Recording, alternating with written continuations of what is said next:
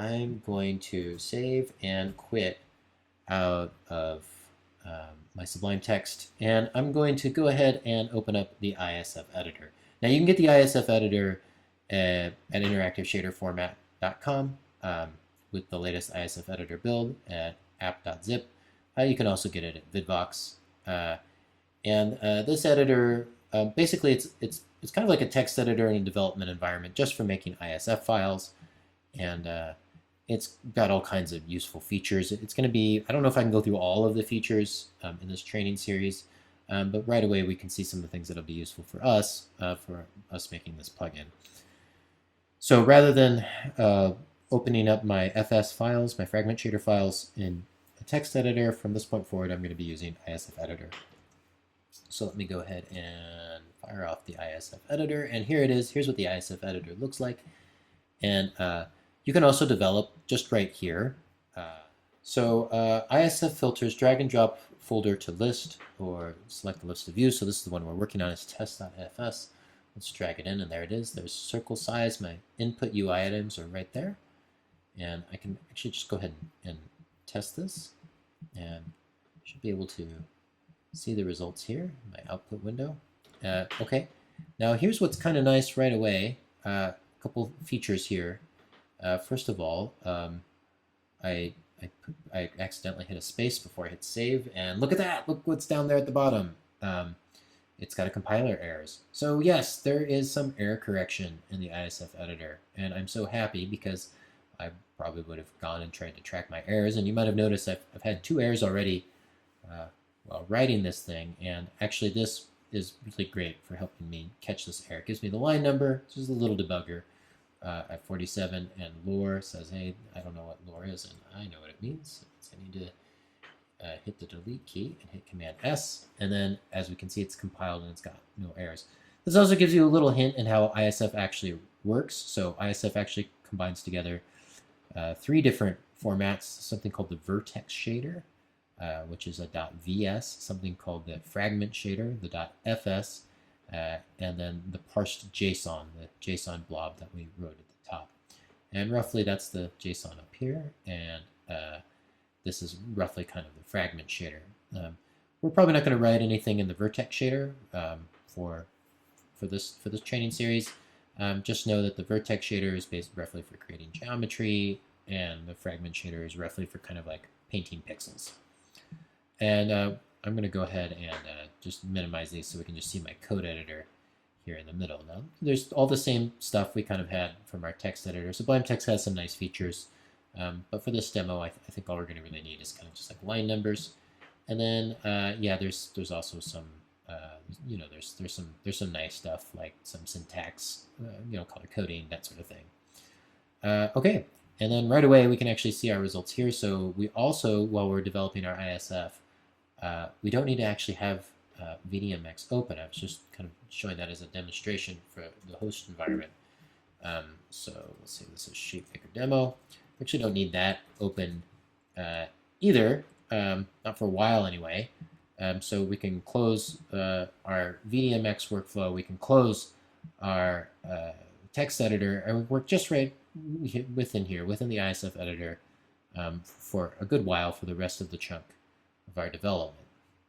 Okay, so what we need to do next is to take this circle, all of this functionality of making this circle. I want to package it all up and make a function that I can call over and over and over again, so that I can have a lot of different circles. So what I want, ideally what I would want, is to like come here, and I would want to return basically like a color. So I would say like vec3, and then I would maybe call this, I could call it ellipse or circle, maybe. And maybe ellipse is more descriptive because maybe I want to actually scale it and stretch it.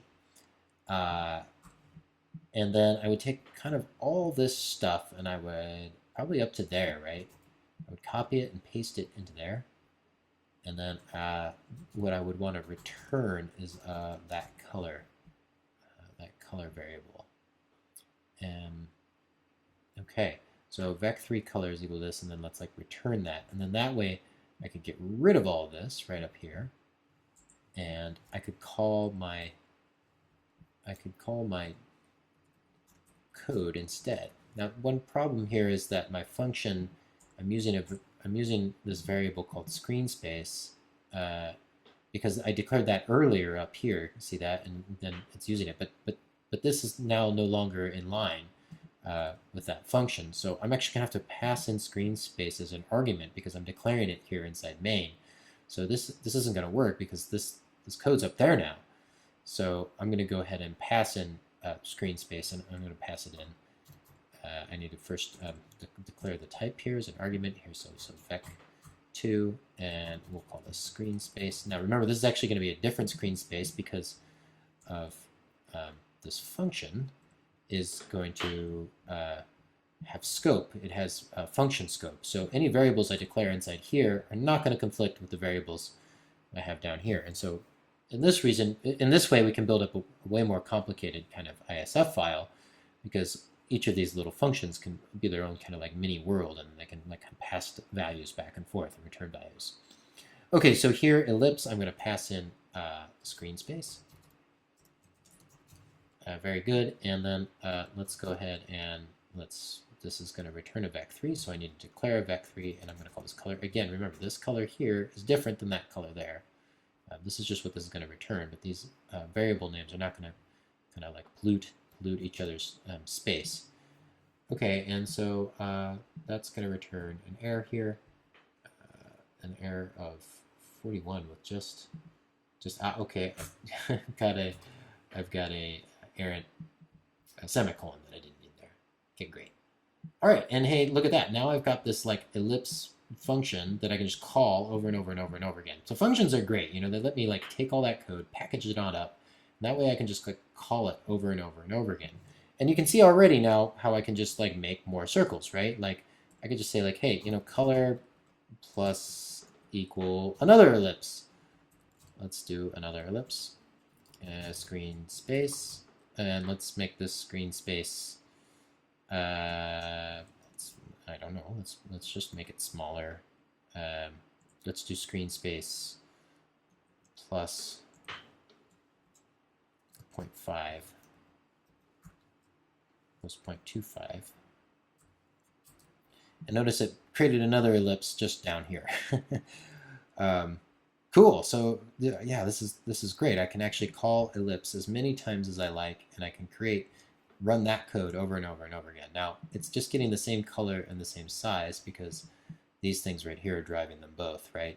So what we need is some sort of system where we can, you know, send a fill value to each of these things separately. So each ellipse probably be nice if we also sent it like a fill color. And yeah, I mean, right away we can just go ahead and keep adding onto the list that we're gonna send the function. So like for example, let's also say like, hey, let's declare vec3 and let's just call this fill color.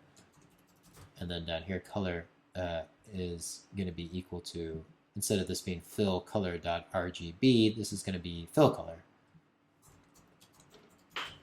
And then here, right here, when we are creating, where we were doing this is called a constructor, by the way, because we're constructing this. Let's go ahead and and this is also called calling your function.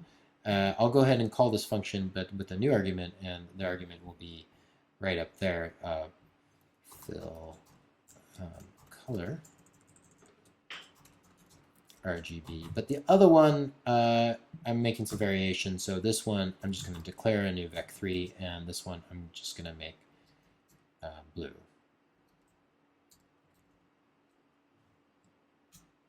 Great. Cool. And right away, check that out. So one's the red one, and if we change the color, it's going to affect just that one. The blue one is the one that's been kind of like hard-coded. And look at that blue and yellow. Look at those. That cool additive blend mode that we're getting almost kind of for free. We're getting that effect because we're just adding to our color. Like we're just adding. So we're like building up this color vector value by adding more and more ellipses.